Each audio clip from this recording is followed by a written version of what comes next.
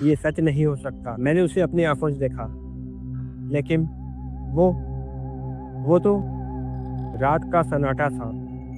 आसमान में आधा चाँद टंगा हुआ था और घना जंगल अंधेरे में डूबा हुआ था। आरव, एक खोजी पत्रकार, अपने कैमरे और कुछ रिकॉर्डिंग डिवाइस के साथ बिलासपुर गांव में आया था। यह गांव कई दशकों से वीरान पड़ा था।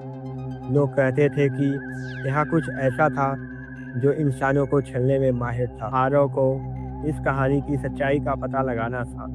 गांव के आखिरी बचे बुजुर्ग रामलाल ने बोला, यहाँ कोई रहता नहीं है, पर कुछ है जो दिखता जरूर है। लोग इसे छलावा कहते हैं। यह वही रूप लेता है जिसे तुम सबसे ज़्यादा भरोसा करते हो और फिर तुम्हें अपने साथ ले जाता है। आरव ने इसे अंधविश्वास समझा और जंगल में रात बिताने का फैसला किया। जंगल में कुछ घंटे बीत गए। आरव अपने कैमरे के साथ जगह जगह फुटेज रिकॉर्ड कर रहा था। तभी उसके सामने एक परछाई दिखी। वो चौकन्ना हुआ।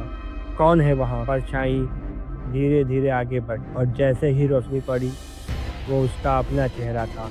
आरव की आंखें फटी की फटी रह गई। उसके सामने बिल्कुल उसी की तरह दिखने वाला एक और इंसान खड़ा था, लेकिन उसकी आंखें काली थी। आरव ने घबरा के पूछा, तू तू कौन है? उस दूसरे आरव ने मुस्कुराते हुए कहा, मैं वही हूँ जो तू देखना चाहता है। अचानक उसकी हंसी गूंजने लगी और पूरा जंगल उस डरावनी हंसी से भर गया। आरव को लगा कि उसके पैरों के नीचे से जमीन खिसक रही है।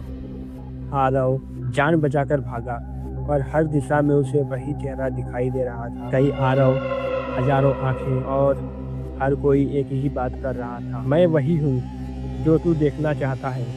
जंगल घूम रहा था, रास्ते गायब हो रहे थे और तभी आरव एक गड्ढे में गिर गया। चारों तरफ अंधेरा था, ऊपर छलावे के काले चेहरे झुके हुए थे। अब बचने का कोई रास्ता नहीं था।